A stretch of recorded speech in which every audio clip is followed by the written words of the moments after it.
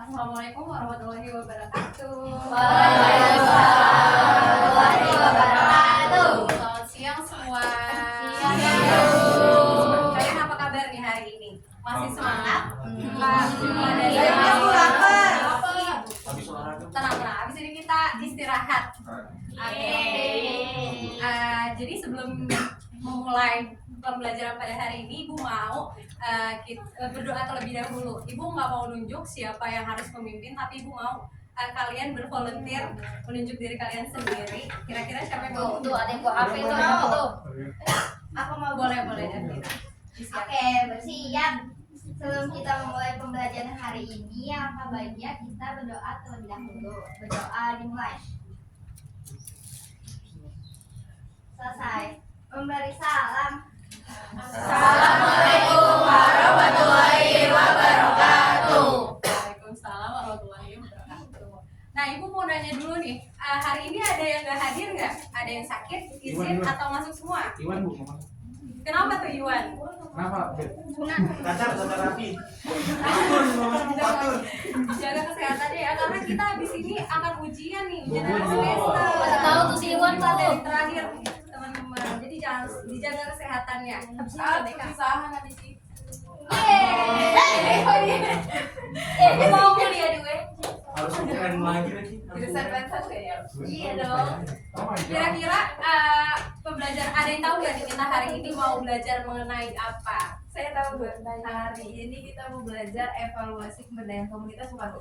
Bener banget, pasti Lilis malam baca buku materinya nih. Kok cuma sampai doang yang bisa jawab? Yang lain jawab, tapi kita nggak aja kita. Makanya kita biarkan Bu, biarkan dia untuk menjawab Bu. Kita baca kok. Baik, jadi hari ini kita akan belajar mengenai evaluasi pemberdayaan komunitas lokal. Nah, sebelumnya kita sebelum masuk inti materi, Ibu mau kita flashback dulu. Minggu lalu kan kita udah belajar mengenai pemberdayaan komunitas dan kearifan lokal. Nah, kira-kira ada yang masih ingat nggak apa itu pemberdayaan komunitas? Ayo Bu.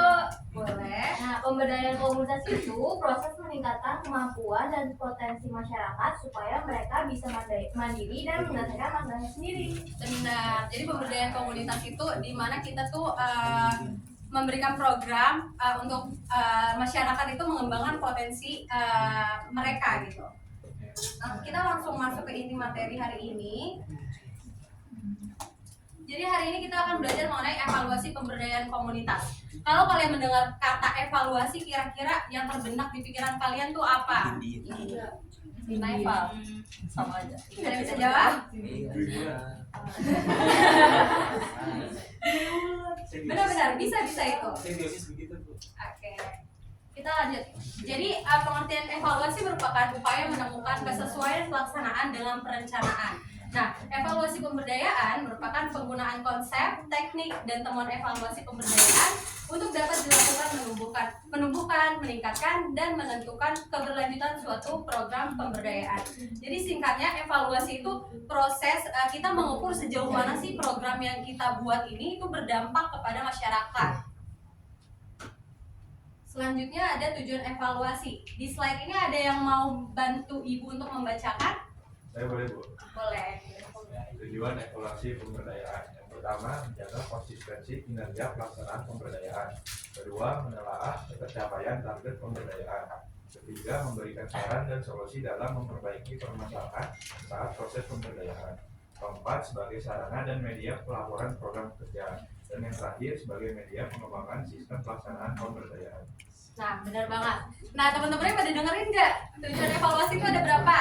Pertama apa? Kerja pelaksanaan pemberdayaan. Yang kedua? Penelahan.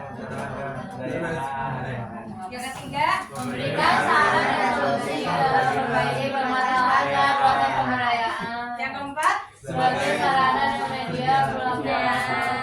Yang kelima? Sebagai media pengembangan sistem pemberdayaan. Nah, jadi itu ya tujuannya. Diingat, jadi ada 5 poin. Yang pertama itu untuk menjaga konsistensi, menelaah tercapaian target pemberdayaan, untuk memberikan saran dan solusi, terus sebagai sarana dan media pelaporan juga, dan sebagai media pengembangan sistem pelaksanaan pemberdayaan. Selanjutnya ada jenis-jenis evaluasi pemberdayaan. Jadi di sini ada dua jenis. Yang pertama itu ada berdasarkan pihak-pihak yang terlibat dan berdasarkan waktu pelaksanaannya. Berdasarkan pihak-pihak yang terlibat ini terbagi lagi menjadi dua. Ada evaluasi internal dan evaluasi eksternal. Evaluasi internal ini biasanya dilakukan oleh para pelaksana program pemberdayaan itu sendiri. Terus untuk evaluasi eksternal biasanya evaluasinya itu dilakukan bekerja sama dengan pihak-pihak luar yang ikut melaksanakan program tersebut. Yang kedua ada berdasarkan waktu pelaksanaannya, dan berdasarkan waktu ini terbagi menjadi tiga. Ada evaluasi pemberdayaan yang dilakukan sebelum program tersebut dilakukan atau pre-program evaluation. Nah biasanya tuh evaluasi ini dilakukan untuk mengetahui sejauh mana kesiapan dananya, kesiapan terus tujuan lokasinya di mana, dan kesiapan program tersebut untuk berjalan. Terus yang kedua ada saat sedang berlangsung atau ongoing evaluation. Nah biasanya evaluasi ini dilakukan untuk mengetahui apa sih hambatan yang terjadi saat program tersebut dilaksanakan.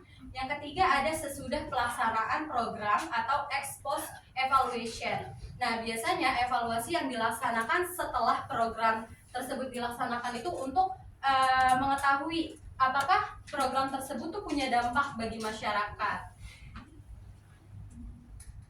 Selanjutnya ada tahapan evaluasi pemberdayaan. Ada yang mau bantu Ibu bacain slide ini? Ini Bu, Boleh, Esti. selanjutnya ada tahapan evaluasi pemberdayaan. Yang pertama ada menetapkan tujuan yang hendak diukur atau dievaluasi. Yang kedua mengembangkan indikator dan instrumen yang sesuai. Yang ketiga mengumpulkan data melalui teknik yang tepat. Yang keempat menganalisis data yang sudah dikumpulkan. Dan yang terakhir menarik kesimpulan dan menyusun rekomendasi tindak lanjut. Oke, jadi tahapannya itu ada 5. Yang pertama itu menetapkan tujuan. Kira-kira kita tuh melakukan evaluasi untuk ngapain? Misalnya untuk mengukur keberhasilan program tersebut. Yang kedua mengembangkan indikator. Indikator itu data-data yang bisa diukur. Apakah program ini tuh dikatakan berhasil? Indikatornya tuh apa aja gitu dikatakan berhasil. Yang ketiga ada mengumpulkan data melalui teknik yang tepat. Yang keempat ada menganalisis data yang sudah dikumpulkan. Jadi ketika kita udah mendapatkan data itu kita analisis apakah kekurangan dari program ini tuh apa, terus kelebihannya apa. Terus yang terakhir menarik kesimpulan dan menyusun rekomendasi tindak lanjut. Jadi ketika udah kita analisis, kita susun kesimpulannya dan kita buat rekomendasi apabila emang program tersebut tuh belum memenuhi keberhasilan tersebut. Nah, selanjutnya ini teknik pengumpulan data. Tadi kan ada teknik pengumpulan data. Nah, jadi dalam pelaksanaan evaluasi, teknik pengumpulan data itu ada 4. Yang pertama itu ada survei atau angket. Jadi kita mengumpulkan data itu melalui dari banyak orang dengan pertanyaan tertulis. Nah, angket itu bisa terbuka. Biasanya angket terbuka itu jawabannya tuh bebas, dan ada angket tertutup. Biasanya jawabannya itu pilihan ganda. Dan juga ada yang campuran, jadi jawabannya itu bisa jawaban bebas dan pilihan ganda. Yang kedua ada observasi, jadi kita mengambil data itu dengan mengamati langsung kegiatan program untuk melihat aktivitas dan perilaku mereka. Yang ketiga ada wawancara, jadi kita mengambil data itu dengan melakukan tanya jawab atau interogasi kali ya, untuk dengan narasumber langsung untuk menggali pemahaman dan persepsi. Yang keempat ada focus group discussion atau FGD. Nah, FGD ini wawancara kelompok kecil untuk membahas topiknya secara khusus. Jelas atau Ibu kecepatan ngejelasinnya? Jelas Ibu. Nah, selanjutnya setelah kita melakukan evaluasi nih, kita harus membuat laporan. Nah, untuk membuat laporan itu ada komponen penulisannya. Jadi format penulisannya tuh seperti ini. Ada halaman judul, pengesahan, daftar isi yang terdiri dari pendahuluan, metode evaluasi, pelaksanaan, hasil evaluasi, rekomendasi, dan penutup. Terus di akhir kita melampirkan, biasanya isinya dokumentasi. Nah, selanjutnya ada manfaat pelaporan dari dan tindak lanjut hasil evaluasi pemberdayaan. Ada yang mau bantuin Ibu untuk baca slide ini? Saya Bu. Boleh. Manfaat pelaporan dan tindak lanjut hasil evaluasi pemberdayaan. Manfaat laporan evaluasi pemberdayaan bagi berbagai pihak yaitu yang pertama bagi peserta. Yang pertama, membantu peserta mengetahui capaian program yang telah dilaksanakan. Yang kedua, membuat peserta memperoleh informasi efektivitas dan efisiensi kerja yang sudah dilakukan. Dan yang ketiga, meningkatkan partisipasi dan kepedulian antar anggota. Kemudian ada bagi fasilitator pemberdayaan. Yang pertama, memberikan peluang untuk mengembangkan kompetensi diri. Yang kedua, menjadi sarana pengembangan karir. Dan bagi pemerintah, perusahaan atau lembaga penyelenggara program lainnya, yaitu yang pertama sebagai pertimbangan atau landasan perumusan kebijakan, dan yang kedua sebagai landasan untuk perbaikan program di masa mendatang. Baik, terima kasih Haura. Jadi manfaat laporan evaluasi ini tuh nggak berguna bagi pelaksana program pemberdayaannya aja, tapi juga bagi pesertanya dan bagi pemerintah. Ada yang mau ditanyain nggak sebelum Ibu lanjut ke studi kasus nih? Jangan paham Bu. Ibu ingin ke toilet. Boleh. Sebentar Ibu, jadi ini terkendala mengenai studi kasusnya. Ibu izin untuk cari dulu ya. Oke, Bu. Boleh. Iya, silakan.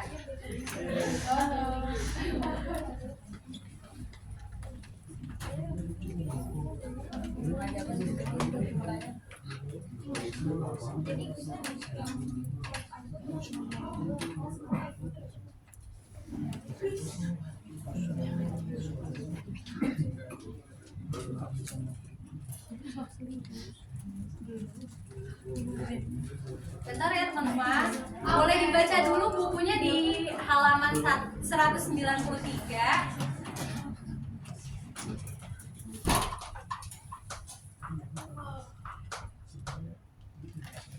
Bentar.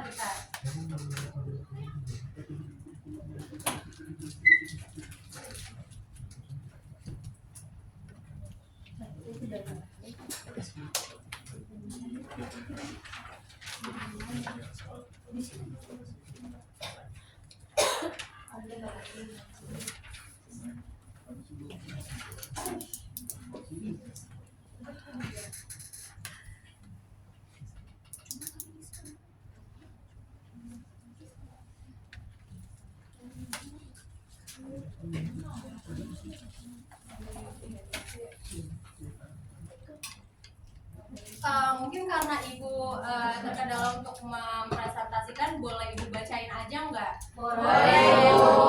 Oke, bentar ya.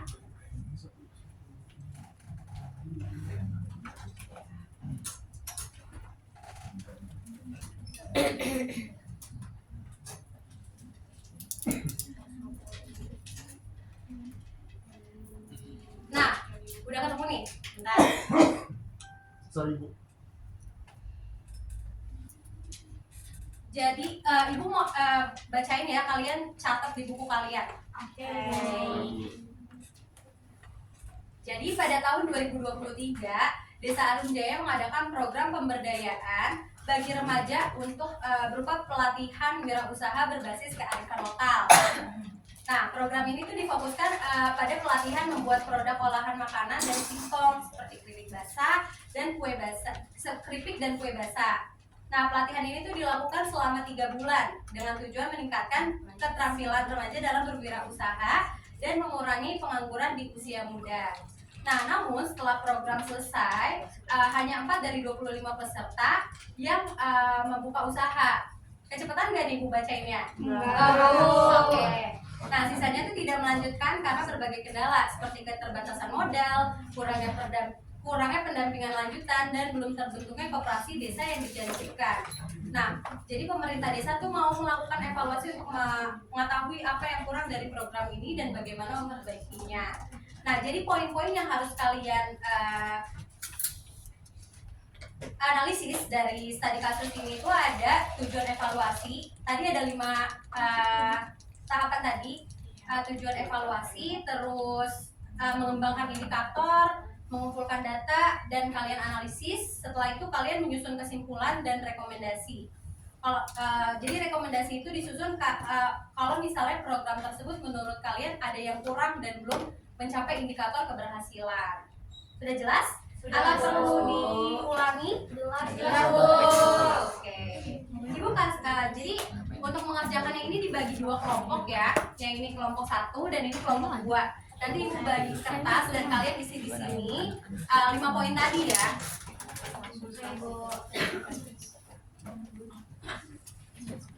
Terima kasih. Boleh boleh.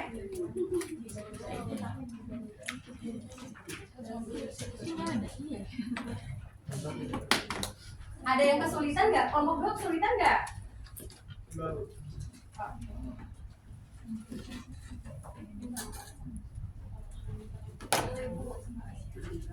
Bu, kenapa? Oke. Mau nanya apa? Kalian kesulitan nggak di kelompok 2? Aman, Bu. Ibu kasih waktu 5 menit ya. Oke, Bu.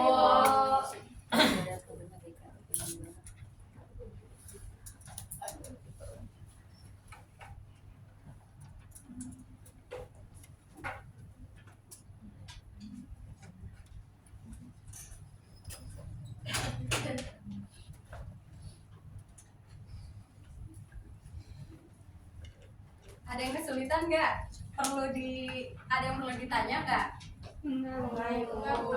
Aman. Udah selesai belum? Wow, dia 1 menit lagi nih. Udah? Udah siap? Buat presentasi nih, nanti ibu minta salah satu perwakilan kelompok untuk maju. Yola aja Yola. Udah ya, berarti udah cukup ya, udah selesai ya? Iya, Bu, sudah. Udah Ibu, oke. Perwakilan kelompok mana nih yang mau maju? Aku, Ibu. Oke, boleh Ime. semangat nih. Nah, oke. Sebelumnya saya mengikuti perwakilan dari kelompok saya mohon izin memberikan hasil diskusi. Jadi kan tadi ada 5 tahapan yang Ibu suruh untuk mencari kan, Bu. Iya. Yang pertama itu ada menetapkan tujuan dari evaluasi. Nah, tujuan dari evaluasi ini adalah untuk mengetahui sejauh mana program pelatihan kerajinan tangan berhasil meningkatkan keterampilan dan juga usaha ibu-ibu rumah tangga di desa Sukamaju, serta memahami penyebab rendahnya keberlanjutan usaha setelah pelatihan selesai. Yang kedua itu adalah mengembangkan indikator. Nah, kami menggunakan indikator itu berdasarkan informasi dalam studi kasus yang sudah Ibu bacakan. Yang pertama, berapa peserta yang tetap melanjutkan usaha. Yang kedua, adanya tindak lanjut atau pendampingan setelah pelatihan. Yang ketiga, ketersediaan akses modal atau koperasi. Yang keempat, kemampuan peserta memasarkan produk kerajinan. Dan yang terakhir itu tingkat kepuasan dan kepercayaan diri peserta setelah pelatihan. Yang ketiga itu adalah mengumpulkan data. Nah, karena ini hanya simulasi, maka data yang kami ambil dari cerita yang sudah disediakan dalam studi kasus. Dari informasi tersebut bisa didapatkan beberapa data sebagai berikut.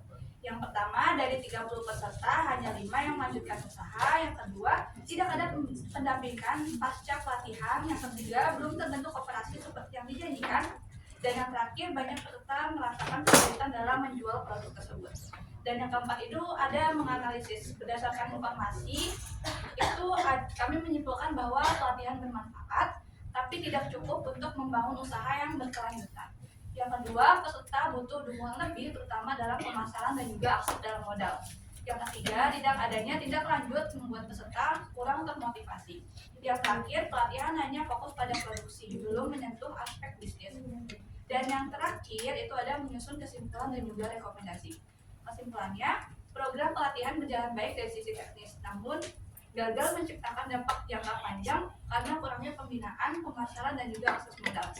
Dan yang terakhir itu kami memberikan rekomendasi, tambahkan pelatihan lanjutan tentang pemasaran dan juga branding produk, bentuk koperasi atau kelompok usaha bersama. Yang ketiga ada melibatkan UMKM lokal. Yang keempat ada sediakan pendampingan minimal 3 bulan setelah pelatihan selesai. Dan yang terakhir itu lakukan monitoring secara rutin. Jadi itu aja, Bu. Oke, bagus banget. Terima kasih Melani. Ya, dari kelompok 2 apakah ada tanggapan? Saya mau Boleh. mungkin kelompok bisa juga menawarkan sama dengan sekolah atau pasar lokal buat bantuan jual produk kerajinannya biar langsung jalan usahanya. Oke, bagus banget masukannya. Nah, jadi sebenarnya dari hasil presentasi kalian ini udah bagus-bagus banget jawabannya. Kalian udah berhasil melakukan ini laporan evaluasi.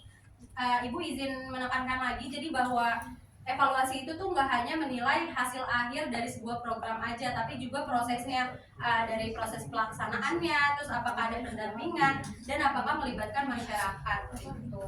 Nah, jadi sebelum Ibu akhiri materi hari ini, Ibu mau salah satu dari kalian nih merefleksikan pembelajaran hari ini. Siapa yang mau? Ibu Saya, mau Bu. menunjuk? Oke. Boleh Sisi.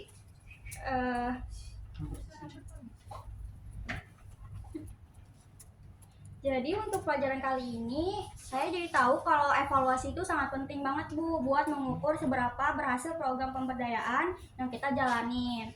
Nah selain itu juga bisa jadi alat buat ngebenerin hal-hal yang kurang pas selama prosesnya. Langkah-langkah evaluasi itu gampang diingat, kayak mulai dari nentuin tujuan, bikin indikator yang jelas, ngumpulin data yang tepat, baru deh kita analisis. Nah terakhir itu kita bisa kasih rekomendasi buat perbaikannya. Pada intinya dengan evaluasi kita bisa tahu bagaimana program berjalan dan apa yang harus kita perbaiki ke depannya gitu Ibu. Lengkap banget Sisi, terima kasih. Berarti Sisi memperhatikan banget nih pembelajaran hari ini. Oke, kita udah di akhir nih. Nah, sebelum Ibu tutup, dari hasil mini laporan kalian, Ibu mau laporannya tuh disusun dengan format seperti ini. Jadi, tapi nggak dikumpulin sekarang, Ibu kasih waktu 3 hari ke depan, karena minggu depan kita udah nggak ketemu lagi nih. Kalian udah ujian akhir semester. Jadi dalam 3 hari diselesaikan ya PR-nya. Oke Bu. Oke, itu aja dari Ibu. Karena tadi dimulainya dengan doa, jadi diakhiri dengan doa juga. Kira-kira siapa yang mau menutup? Bu. Siap. Baik, sebelum kita mengakhiri pelajaran hari ini, alangkah baiknya kita berdoa terlebih dahulu. Berdoa, berdoa selesai memberi salam. Assalamualaikum warahmatullahi wabarakatuh. Terima kasih Ibu.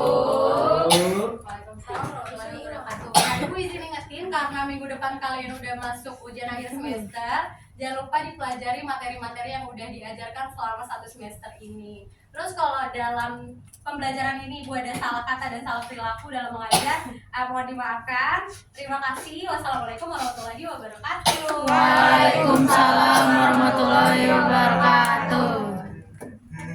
Hati-hati Ibu. Ibu. Signing.